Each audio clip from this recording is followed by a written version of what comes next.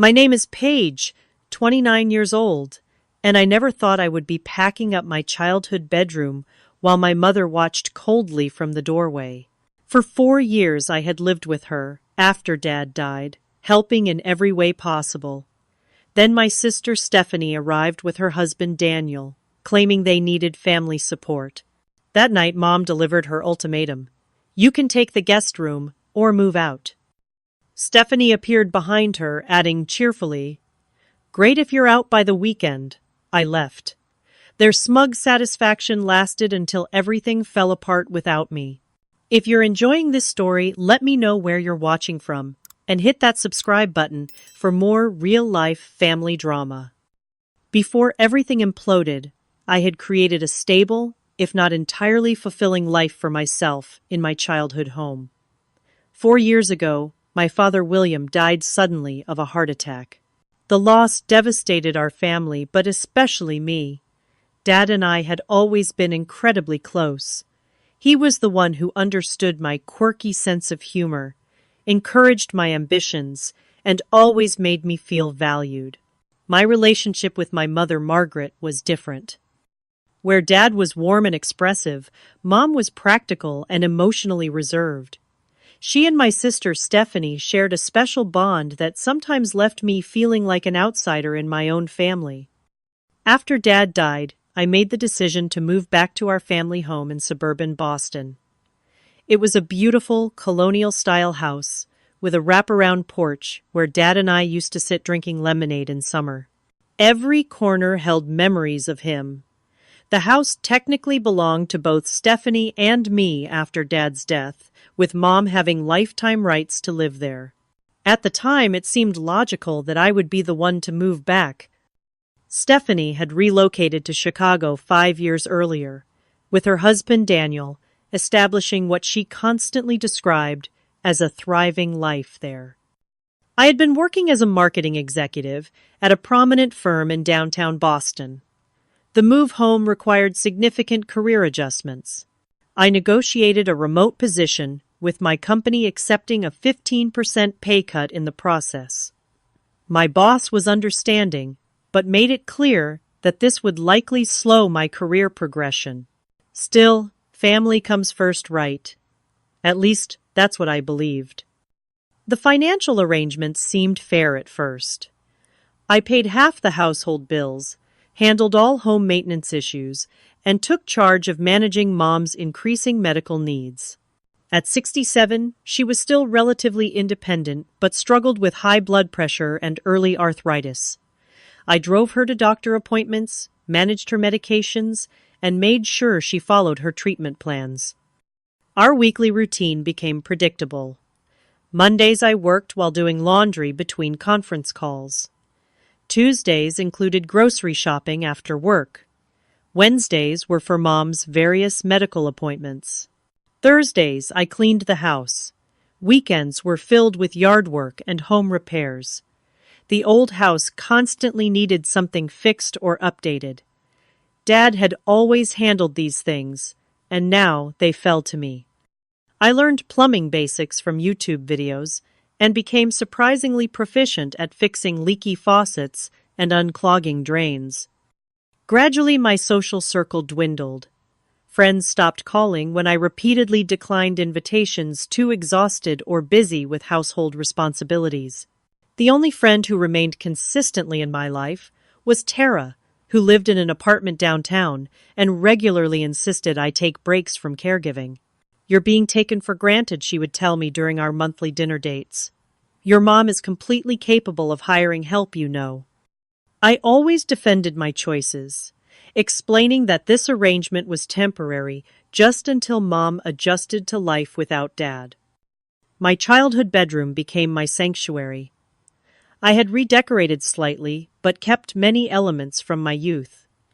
The walls were still the soft blue Dad had painted them when I was 12. My collection of vintage cameras still lined the bookshelf, a hobby he had encouraged. The window overlooked the backyard garden we had tended together. At night, I often sat on the window seat, looking at the stars and imagining him somewhere watching over us. Meanwhile, Stephanie's presence in our lives became increasingly distant. Our weekly phone calls dwindled to monthly, then to major holidays only. When she did call, she spoke mostly with Mom, their conversations filled with laughter and inside jokes that excluded me even when I was sitting right there.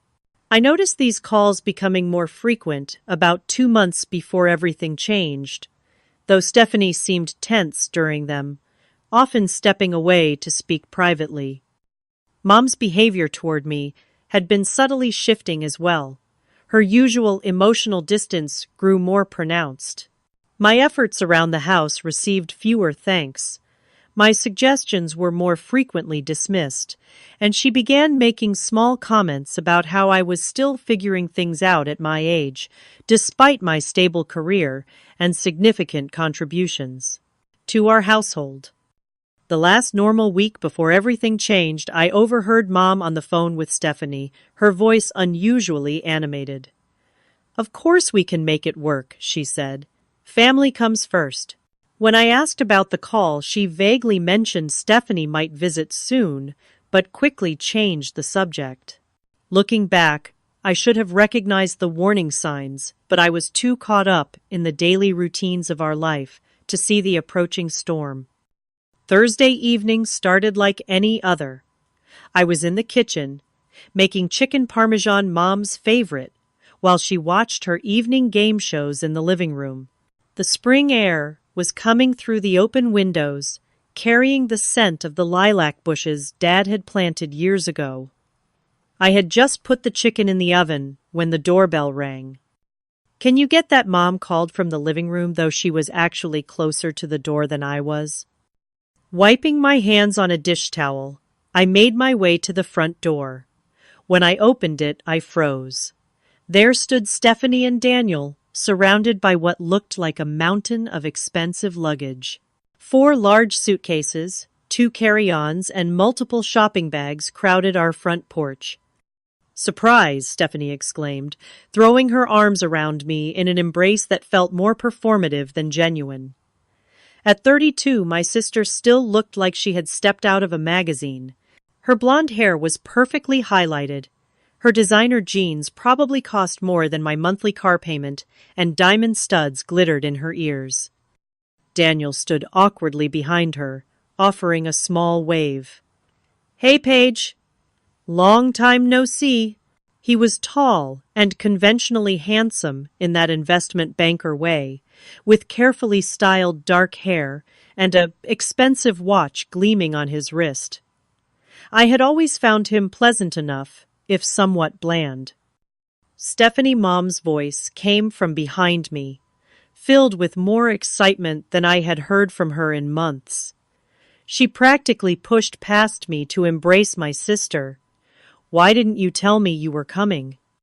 "We wanted to surprise you," Stephanie said, her voice taking on the slightly childish tone she always used with Mom. "We need a little family time right now." I stood back watching as Mom ushered them in, completely forgetting about me still standing in the doorway. I was left to deal with the luggage, struggling to bring in the heavy cases while they disappeared into the living room, already deep in conversation. The amount of luggage struck me as excessive for what should have been a short visit.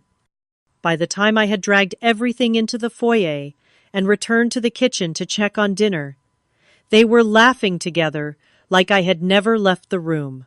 I extended dinner for 3 to 4, adding more pasta to stretch the meal.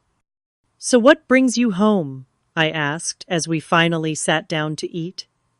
"Is everything okay in Chicago?" I noticed Daniel and Stephanie exchange a quick glance before she answered. "Everything's fine," Stephanie said dismissively. "We just needed a break. The corporate world is so demanding, you know.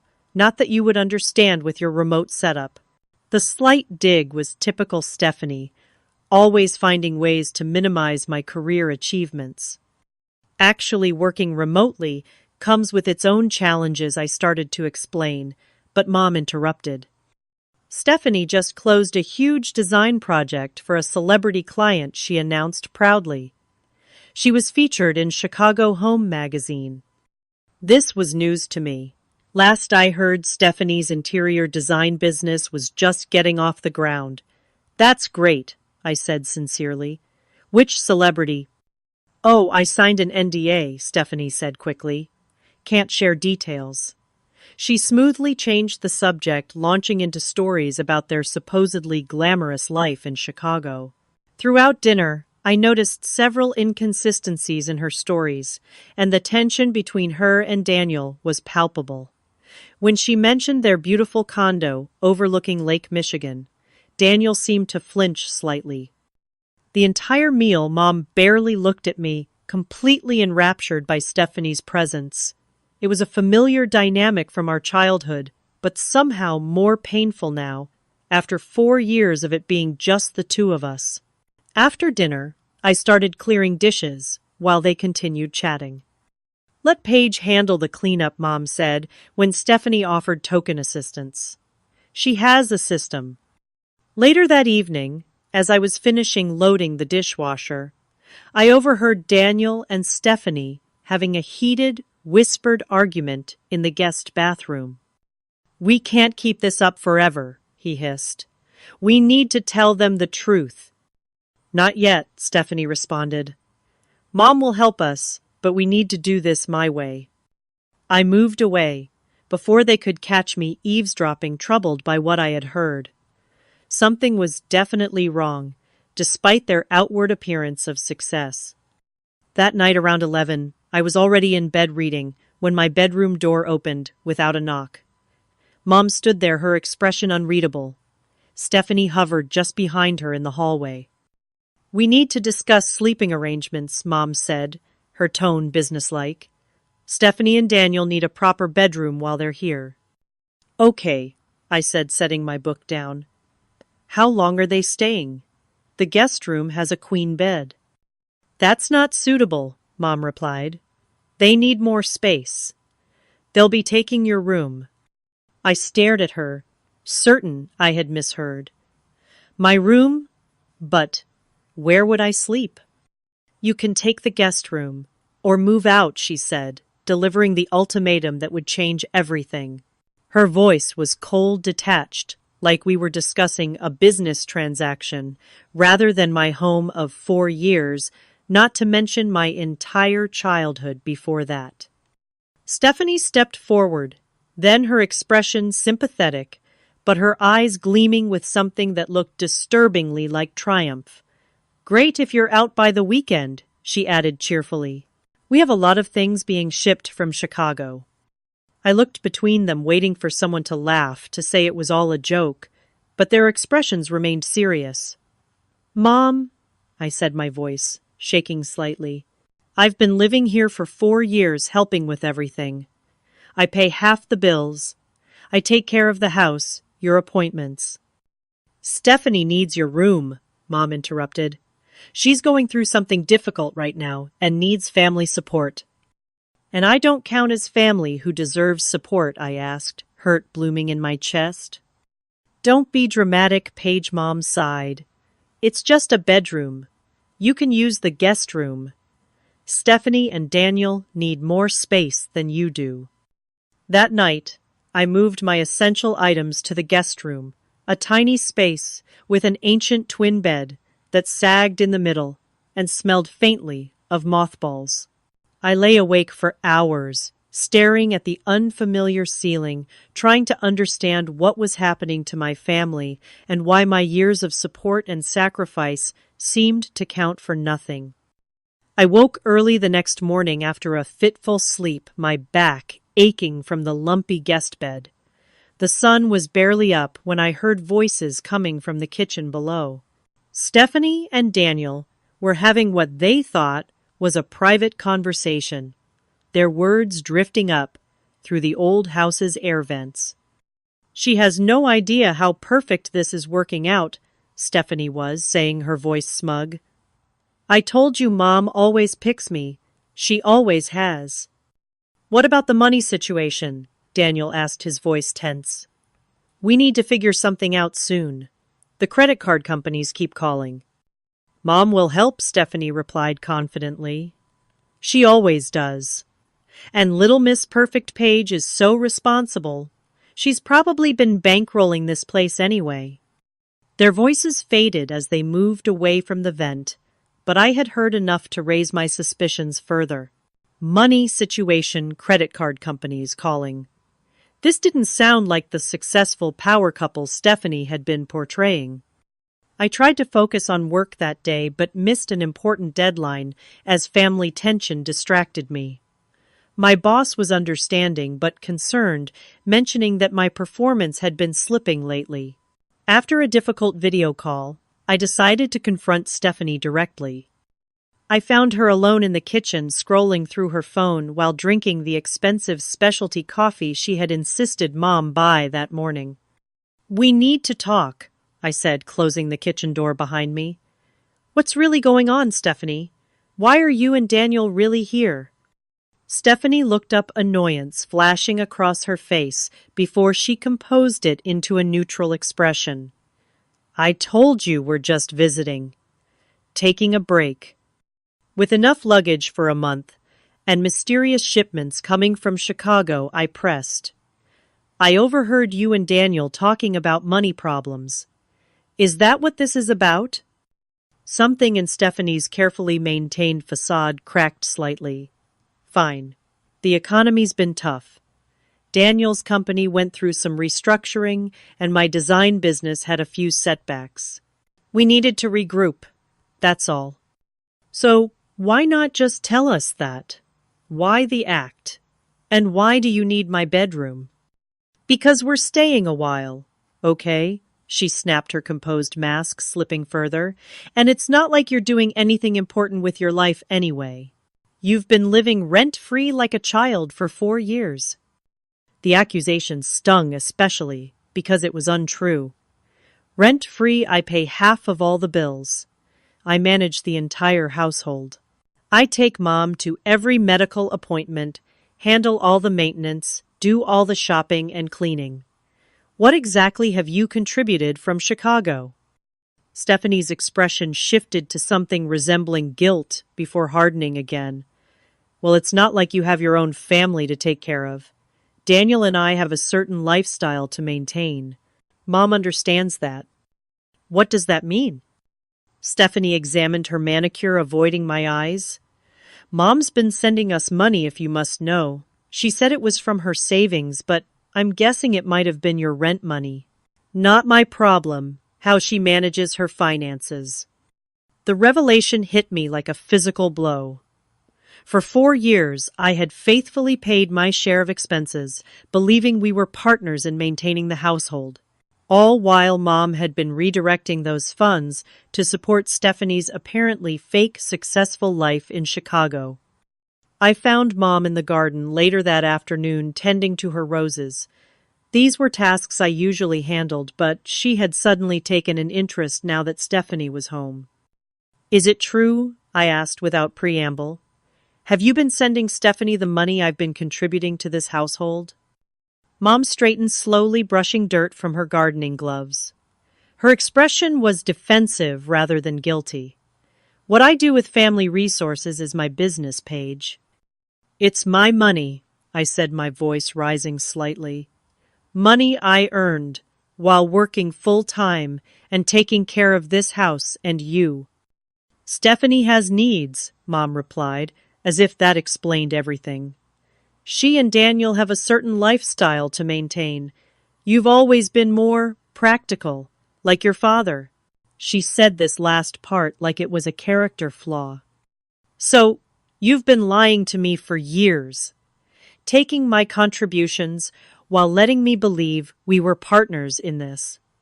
"Don't be so dramatic. Family helps family. Stephanie has always had greater potential than you. She just needs support to reach it." The casual cruelty of her assessment left me speechless. In that moment, I saw with perfect clarity the dynamic that had shaped our family for decades. Stephanie was the golden child, who could do no wrong, whose needs always came first. I was the reliable one, who could be counted on to sacrifice without complaint, whose contributions could be taken for granted. "I see," I said finally, a strange calm settling over me. Well, this certainly clarifies things. That evening, I called Tara, explaining the situation through tears I couldn't hold back. Stay with me, she offered immediately. My spare room is yours for as long as you need it. I've been telling you for years they're taking advantage of you. The next day, I began packing in earnest. Not just the few essentials I had moved to the guest room, but everything that mattered to me from my childhood bedroom. Photo albums Dad and I had put together. The vintage camera collection he had helped me start. Books we had read together. As I carefully wrapped each memory, I could almost hear his voice. Know your worth, Page Bear. Don't let anyone make you feel small. Daniel found me packing in what was now their room, awkwardly hovering in the doorway. I'm sorry about all this, he said quietly, glancing over his shoulder as if afraid Stephanie might appear. Things haven't been great for us, but this isn't right. Then why are you going along with it? I asked carefully, placing my father's watch in a small box. It's complicated, he sighed. Stephanie doesn't handle failure well. Never has. Neither do I replied, closing another box with finality. But I'd rather leave than stay where I'm not valued. By Saturday morning, my car was packed with everything I could fit. Mom watched from the front door as I made my final trip carrying a small plant Dad had given me years ago. You're being ridiculous, she said. Where will you go? What will you do? I have friends, I replied simply, and I've been managing just fine for years. I'm sure you and Stephanie will figure things out. You'll be back when you run out of options, she predicted coldly. You always were too sensitive, just like your father. I paused at the bottom of the porch steps, looking back at the woman I had devoted 4 years to supporting. That's the nicest thing you've said to me in years, I told her. And no, Mom, I won't be back. Not like this. As I drove away from my childhood home, tears blurred my vision briefly before I wiped them away. Something had broken inside me, but something else, something stronger, was finally free. Saturday morning dawned clear and crisp as I loaded the last of my belongings into my car.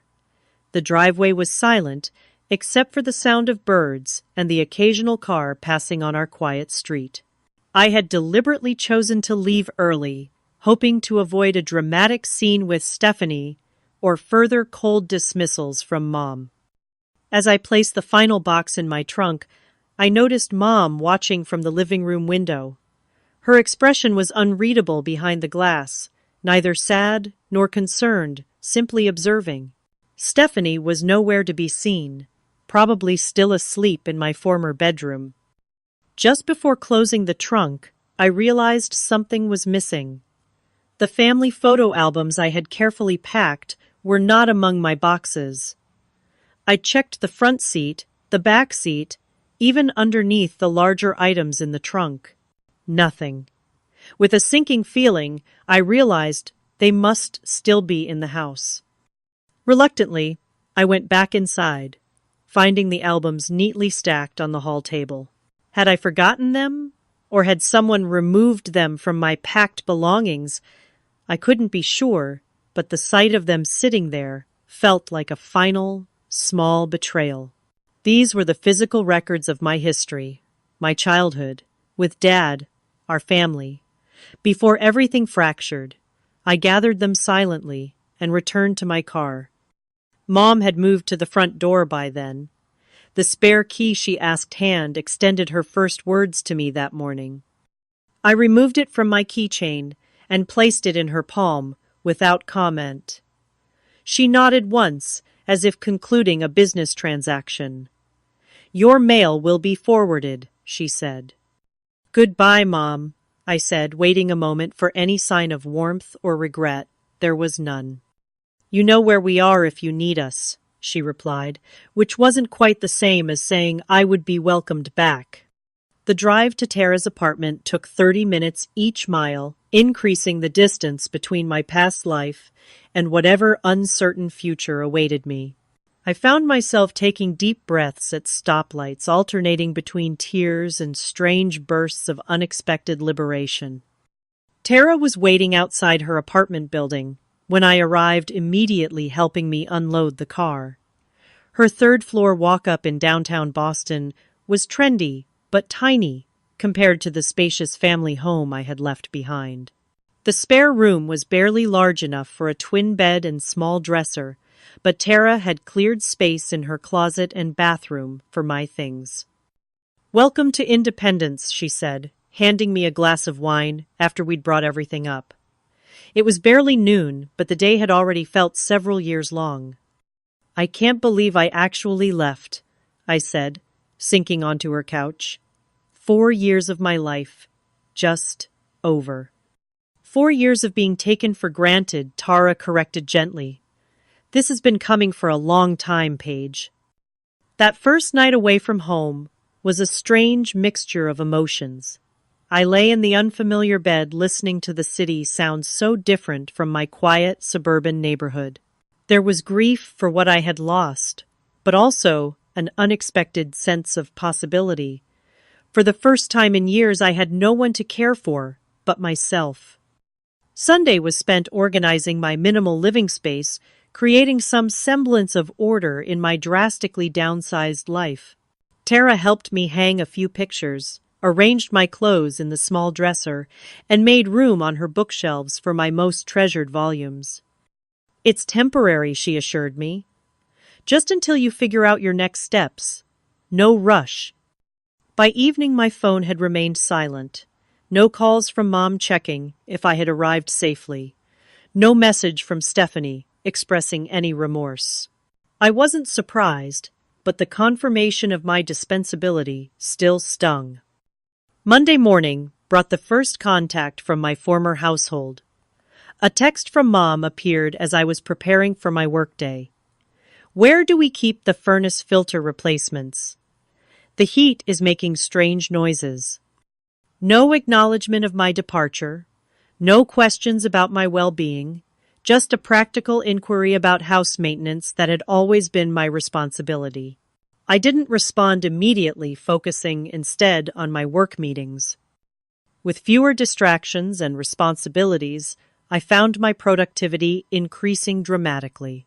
I completed a major project proposal 2 days ahead of schedule and received positive feedback from my boss for the first time in months. Tuesday brought the first call from Stephanie. "Hey, do you have the password to the family photo cloud storage? Mom can't remember it, and there are some pictures we want to print." Again, no mention of the circumstances of my departure, no acknowledgement of the situation. Just a practical request as if nothing had changed. I provided the password but kept the conversation brief and professional. That evening, I discovered something disturbing while reviewing my financial accounts. Mom had removed me as an authorized user on the family credit card, which I had used for household purchases and her medical expenses. Additionally, my online access to the family bank account had been revoked. They were systematically cutting financial ties while still expecting my practical support. Wednesday, I contacted Jackson, a friend from college, who now worked as a lawyer specializing in property law. Over lunch, I explained the situation with the house. "So legally, you and your sister both own the house, with your mother having lifetime rights to live there," he clarified, taking notes. "That's what Dad's will specified," I confirmed. "Though I'm starting to think I should have been more involved in the financial aspects of the arrangement." Jackson looked troubled. "They can't actually force you out of your ownership interest, Paige. Even if you're not living there, you have legal rights to the property. Have you been documenting your financial contributions to the household?" Fortunately, I had been. Years of managing household finances had made me methodical about record keeping. I promised to send Jackson copies of everything for his review. As the first week progressed, I began to recognize how much of myself I had surrendered to caregiving. Friends I hadn't seen in months eagerly welcomed me back into their lives. I joined a Thursday night book club I had always been too busy for previously. On Friday evening, I had dinner with colleagues without worrying about getting home to prepare Mom's medication. Gradually, I was remembering who Paige was, beyond just a caretaker and daughter. The realization was both liberating and painful, highlighting how much of my identity had been subsumed by family responsibilities. The weekend brought another series of texts from both Mom and Stephanie about various household matters. The garbage disposal was acting up. The garden hose had a leak. The internet was running slow. Each message assumed I would provide solutions from afar, with no recognition that these issues were no longer my responsibility. I responded to each with a brief suggestion to call appropriate service professionals, providing numbers when I had them. To Mom's complaint about the cost of such services, I simply replied, "That's unfortunately one of the downsides of my moving out."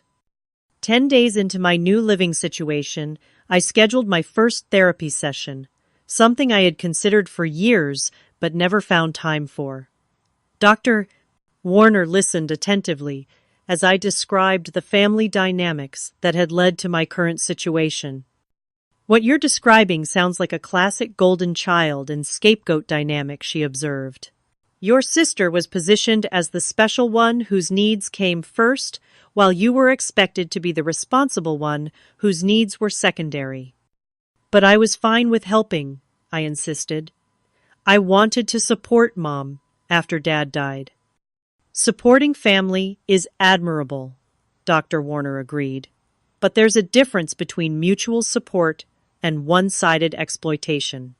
You gave support, but received very little in return.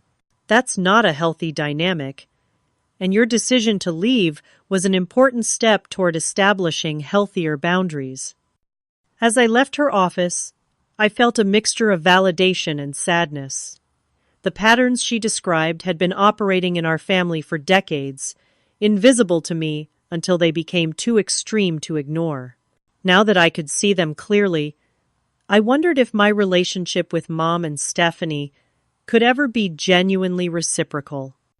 On the 10th day after my departure, the first truly urgent call came from home. I was in the middle of a work presentation when my phone lit up with Mom's number.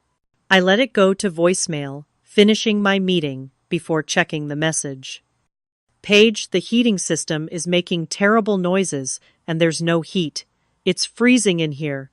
Call me back immediately." The Boston spring had turned unexpectedly cold, with temperatures dropping into the 30s overnight. The old furnace had always been temperamental, requiring specific maintenance routines that I had handled for years. When I called back, Mom answered on the first ring. "Finally," she said. "The heat has been out for hours. You need to tell us what to do." "Have you checked the pilot light?" I asked automatically, slipping into problem-solving mode. Daniel tried, but he said he couldn't figure it out. "Stephanie is freezing. Can you come over?" The request gave me pause. After everything that had happened, they expected me to simply appear and fix things as if nothing had changed.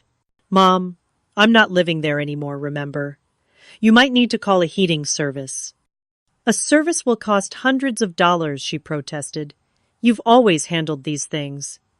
"Yes, I did," I agreed. "That was one of the many ways I contributed to the household. But since I've moved out, you'll need to find alternatives. I'm sure Daniel can figure it out with a quick internet search. Or there's the HVAC company card in the kitchen drawer." The silence on the other end was heavy with surprise. She had genuinely expected me to drop everything and come running. "I see," she said finally. "Well, we'll manage somehow." "I hope you get it sorted quickly," I replied sincerely. "Let me know if you need the company's number." After hanging up, I felt a complex mix of guilt and vindication. Part of me still wanted to help to be the dependable daughter I had always been.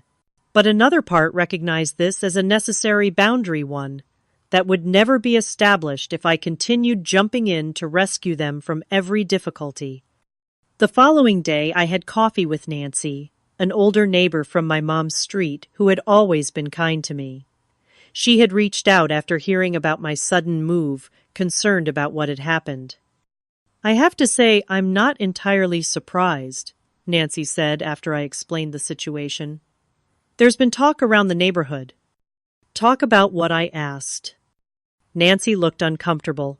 About Stephanie and Daniel. Patricia's son works at the same firm where Daniel was employed. Apparently, he didn't just leave his job. There were allegations. Something about funds being misappropriated. This was significantly different from Stephanie's vague explanation about company restructuring. Allegations of embezzlement, I clarified, shocked. "I don't know the details," Nancy admitted. But it wasn't an amicable departure. And Stephanie's design business, no one in Chicago's design community seems to have heard of it. Patricia's daughter is an interior designer there and said it never got off the ground. The picture becoming clearer was disturbing. Stephanie and Daniel hadn't just experienced setbacks, they appeared to have fabricated much of their successful image. Their financial situation was likely far worse than they had admitted. Over the next few days, the messages from home increased in frequency and urgency. Mom couldn't find important medical paperwork.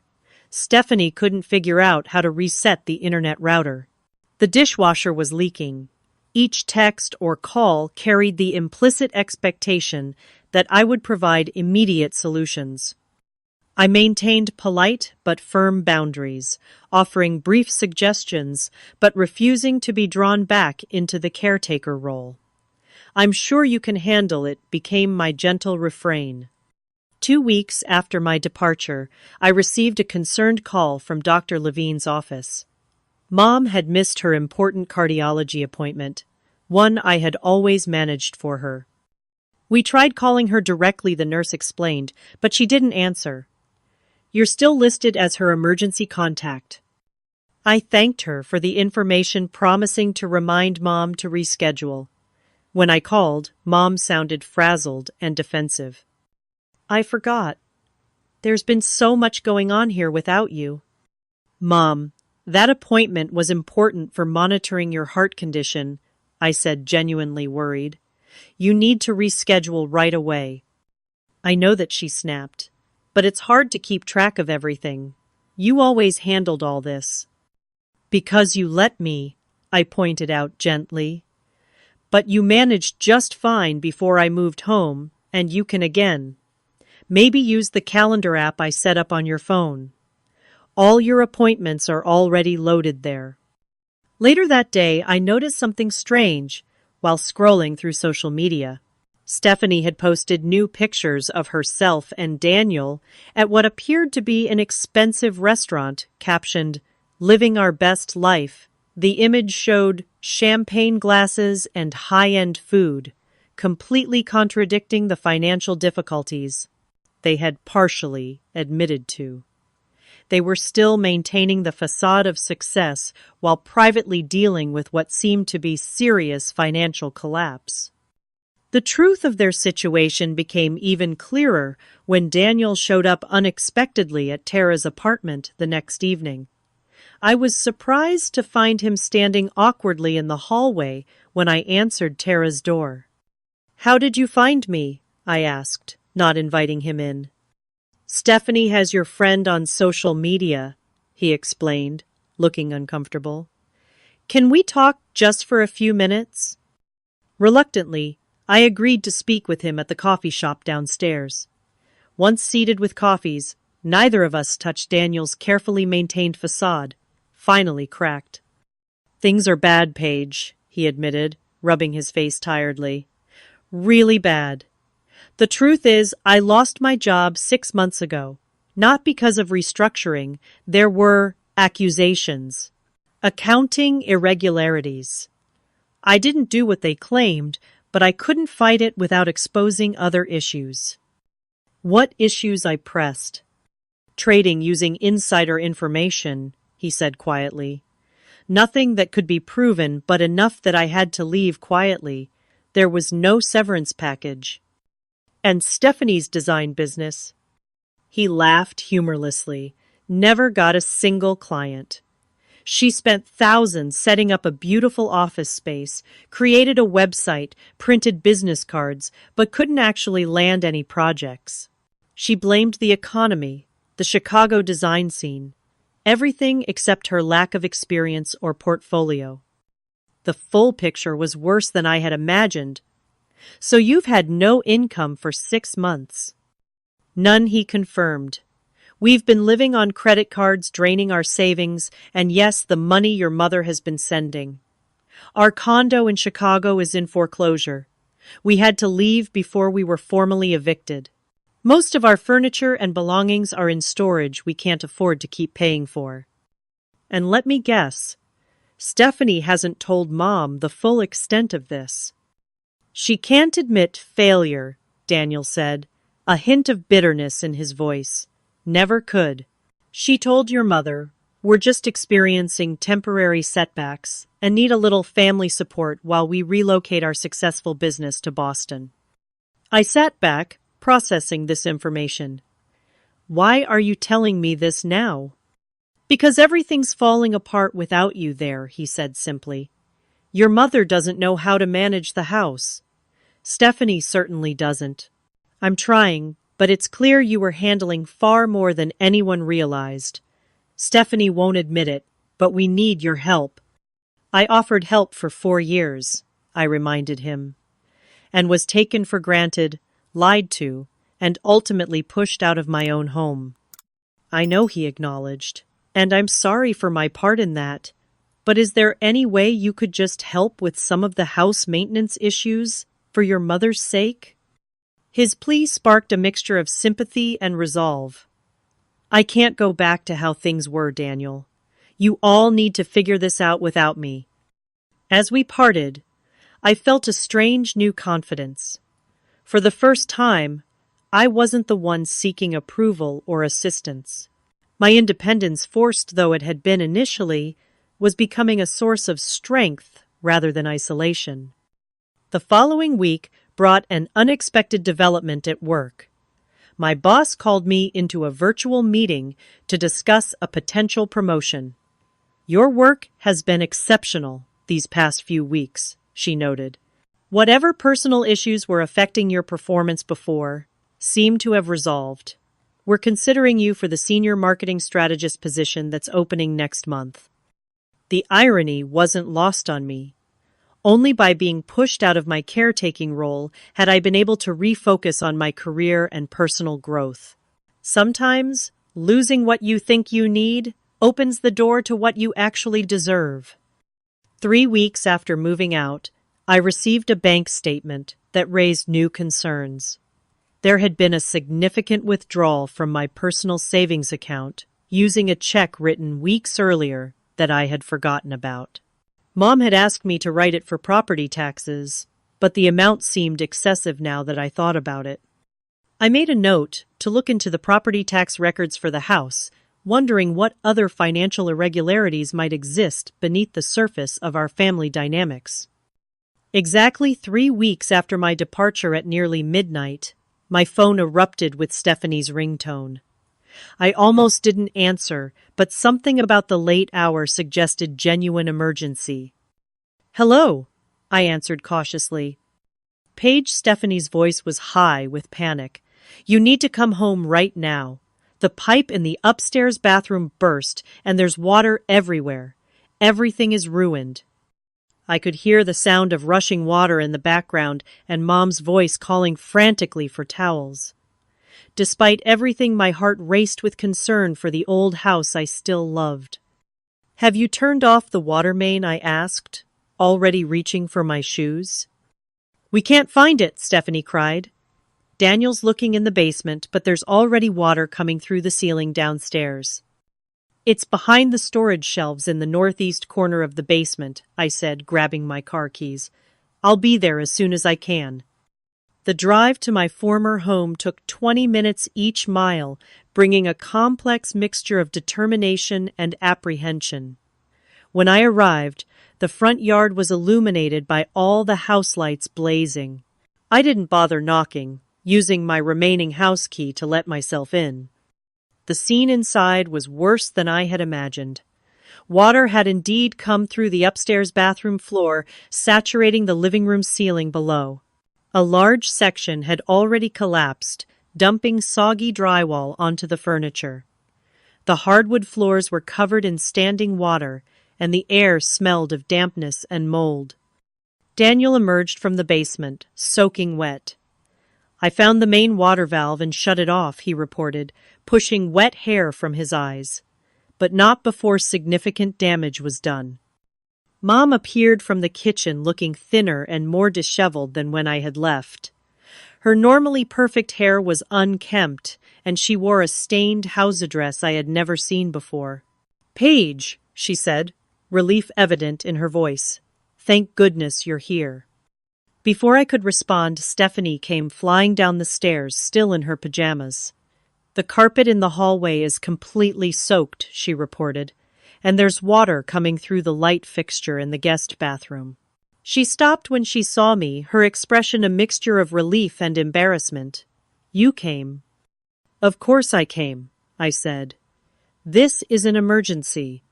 I began issuing instructions, falling naturally back into the role of household manager. "Daniel, check all electrical fixtures for water exposure." "Stephanie, start moving valuable items away from the water." "Mom, call the insurance company first thing in the morning." "I'll see what I can do about the immediate water." For the next several hours, we worked together, salvaging what we could, using every towel in the house to soak up water and moving furniture to dry areas. By 3 in the morning, we had done everything possible without professional help. "The restoration company can't come until tomorrow afternoon," Mom said, hanging up the phone after making an emergency call.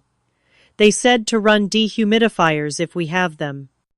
"There's one in the garage," I said, "and another in the basement storage room." I noticed none of them knew this basic information about the house I had maintained for years. As we gathered, exhausted, in the relatively dry kitchen, the full extent of the household's decline became apparent. Dishes were piled in the sink. Mail and papers cluttered every surface. The trash overflowed, and the floor was sticky beneath my feet. This went beyond the water damage, speaking to weeks of neglect. "We should talk," I said, finally, looking at the 3 tired faces around the kitchen table. "About what?" Stephanie asked defensively. "About what's really going on here," I replied firmly. "All of it. No more half-truths or convenient stories. It's time for complete honesty." Mom looked away uncomfortably. Daniel stared at his hands. Stephanie's chin lifted in defiance, but her eyes held unmistakable fear. "Fine," I continued when no one spoke. "I'll start. I know about Daniel's job loss due to allegations of financial misconduct. I know Stephanie's design business never actually existed beyond a website and business cards. I know you're facing foreclosure in Chicago and financial ruin. And I suspect you came here not for a temporary visit, but because you had nowhere else to go." The silence that followed confirmed everything. Finally, Daniel spoke. "It wasn't exactly financial misconduct," he said quietly. "It was a gambling problem that got out of hand. I used company funds temporarily, intending to replace them after a big win, but the win never came." "Gambling," Mom repeated, turning to stare at him. "Stephanie told me there was a corporate restructuring." "There's more," I continued, looking directly at Stephanie. "You've been portraying a successful life in Chicago while actually drowning in debt. You convinced Mom to send you money that I provided for household expenses while maintaining the illusion of success." "We were going to pay it back," Stephanie insisted, tears forming in her eyes, once things turned around. "And when were things going to turn around exactly?" I asked. Because from what I understand, you have no jobs, no savings, massive debt, and have now lost your Chicago home. This isn't a temporary setback. This is complete financial collapse. She's lying. Stephanie turned desperately to Mom. Mom, tell me she's lying about sending us my rent money. Mom's face crumpled slightly, the first genuine emotion I had seen from her in years. I needed to help your sister, she said weakly. She and Daniel have a certain lifestyle to maintain. With what money, I pressed. Because I've been looking into our finances since I left. The property taxes on this house are 3 years behind. There are multiple liens against the property. Mom's retirement account has been nearly depleted. Where did all that money go? Daniel looked squarely at Stephanie, who began to sob. Shopping, he said simply. Luxury goods, designer, clothes, expensive restaurants, keeping up appearances while everything collapsed around us. And gambling, I added, looking at him. How much have you lost? He named a figure that made Mom gasp. Most of it on sports betting. Some online poker. It started small, just a way to try to make extra money when my bonuses were cut. Then it became something else. I turned to Mom, whose shocked expression confirmed she hadn't known the extent of the situation. And your health, Mom. You missed your cardiology appointment. Have you been taking your medications? I got confused without your reminders, she admitted. And I ran out of some of them. The pharmacy said the insurance was declined when I tried to refill them. Because the premiums haven't been paid, I realized, which was my responsibility before I left. For the first time, I saw genuine regret in my mother's eyes. I didn't understand how much you were handling, she said quietly. Not until you were gone. And what was the real plan here? I asked, looking between Stephanie and Daniel. Because those weren't temporary visitor luggage amounts you arrived with. Stephanie and Daniel exchanged glances before she finally spoke. We thought we could move back here permanently, she admitted. Live with Mom, rebuild our finances. Eventually, she trailed off. Eventually take over the house I finished for her. Push me out completely. It wasn't like that she protested weakly, but her eyes told a different story. I stood up from the table, surveying the 3 people whose actions had forced me from my home. Well, your plan worked in part. You did push me out. But it seems you overlooked how much you were all depending on me. As if to emphasize my point, a large crash sounded from the living room as another section of water-damaged ceiling collapsed. What do we do now? Mom asked suddenly, looking every one of her 67 years. First, you deal with this water damage and begin making this house livable again, I said firmly. Then you face reality, all of you. No more pretending, no more hiding from the truth of your situations. I turned to leave, but Mom's voice stopped me. Paige, wait. We need you. I need you. Please come home. For a brief moment, I felt the pull of my lifelong role as the responsible one, the fixer, the caretaker. Then I remembered the cold dismissal, the years of thankless work, the ultimate betrayal of being pushed out of my own home. I can't come back to how things were, I said finally.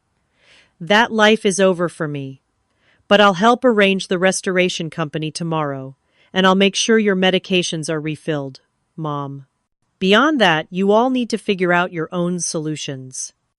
As I drove back to Tara's apartment in the early morning hours, I felt an unexpected lightness despite the exhaustion. For the first time, I had faced my family's dysfunction head-on, spoken my truth, and walked away with my boundaries intact. Something fundamental had shifted not just in their perception of me, but in my perception of myself. The water damage crisis marked a turning point for our family. In the days that followed, I maintained my distance emotionally, while providing limited practical assistance. I coordinated with the restoration company, ensured, Mom's prescriptions were refilled and connected Daniel with a contractor friend who needed temporary help with manual labor. 1 week after the flood, I arranged a meeting with Jackson, my lawyer friend, at a neutral coffee shop near the family home.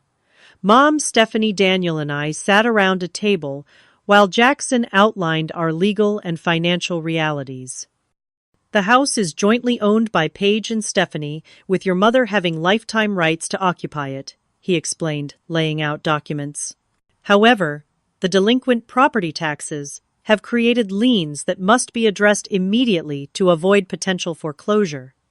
Foreclosure. Mom repeated, paling visibly. Unfortunately, yes, Jackson confirmed.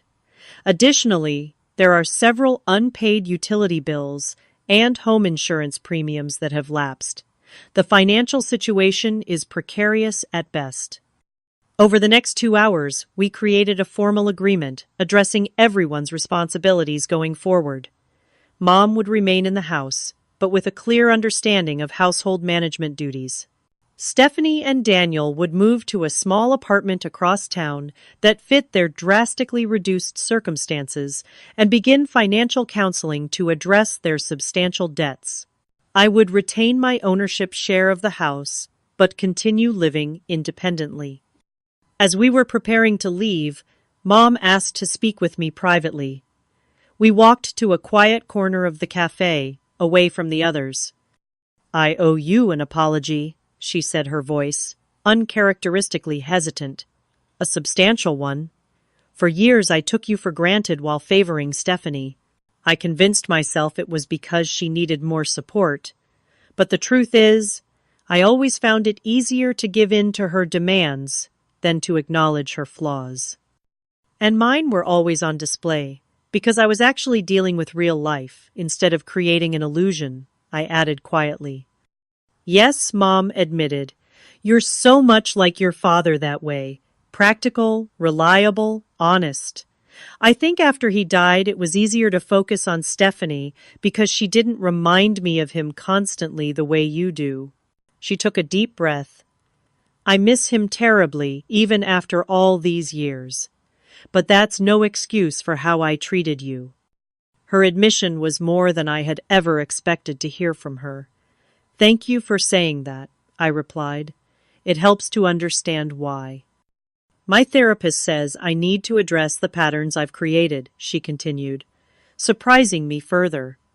She must have seen my expression because she smiled slightly. "Yes, I've started therapy.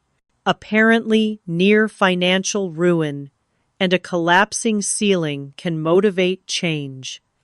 The weeks that followed brought gradual but significant changes to all our lives.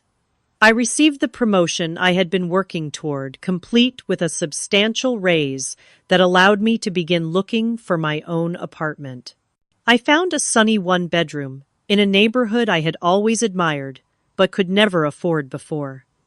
Moving my belongings from Tara's spare room to my own place felt ceremonial, a physical manifestation of my newfound independence. I carefully arranged my father's books on new shelves, hung photos of happier family times, and splurged on a comfortable reading chair reminiscent of the one he had kept in his study. Meanwhile, Stephanie and Daniel moved into a small one-bedroom apartment in a less desirable part of town. The transition was especially difficult for Stephanie, who had to sell many of her luxury possessions to help address their debts. Daniel found steady work with my contractor friend, while Stephanie eventually secured a position as a sales associate at a home decor store, a humbling but practical use of her design interest. Mom's health improved under a new arrangement where I helped manage her medical appointments from afar, while a weekly visiting nurse checked her medications and vitals. She began taking active interest in maintaining the house, learning many of the basic maintenance tasks I had handled for years. Our family relationships slowly transformed as well. The weekly dinners Mom and I established became a neutral ground for rebuilding trust. Conversation was sometimes awkward, occasionally tense, but increasingly authentic in a way our interactions had never been before. Stephanie began attending both financial counseling and personal therapy, gradually confronting the insecurities that had driven her lifelong need for status and admiration. Our relationship remained complicated, but moments of genuine connection began to emerge from beneath the competition and resentment that had characterized our sisterhood for decades. "I always thought Dad loved you more," she admitted during one rare honest conversation. "You were so much like him, and I was always trying to get his attention." "And I always thought Mom loved you more," I replied. "So I focused on making Dad proud instead." "We were both right, in a way," she acknowledged sadly. "That's pretty messed up, isn't it?" By Thanksgiving, 6 months after my departure from the family home, we gathered for a holiday meal that felt different from any before. The dining room still showed subtle signs of water damage, but the food was plentiful, the conversation genuine, and the power dynamics fundamentally altered. As we cleared dishes afterward, Mom pulled me aside. "I'm proud of you," she said quietly, "not just for how you've helped us through this crisis, but for having the courage to walk away when you needed to. Your father would be proud too." Her words touched a place in my heart that had long needed healing. "Thank you," I said simply. "That means a lot." Later that evening, as I drove back to my own apartment, I reflected on the strange journey of the past months. Being forced out of my childhood home had initially seemed like rejection and betrayal. In reality, it had become the catalyst for growth I didn't know I needed. Sometimes, the most painful moments in our lives create the necessary conditions for transformation. My sister's return and my mother's ultimatum had shattered my comfortable but unfulfilling existence. From those broken pieces, I had built something new, something genuinely mine. The family home would always hold my history, but my future belonged in spaces of my own creation, surrounded by people who valued me not just for what I could provide, but for who I truly was. Have you ever experienced a situation where what seemed like rejection actually opened the door to something better in your life? I'd love to hear your stories in the comments. And if this story resonated with you, please like, subscribe, and share with someone who might need to hear that sometimes being pushed out is actually the first step toward finding where you truly belong. Thank you for listening to my journey. And remember, your worth isn't determined by how others treat you, but by how you choose to value yourself.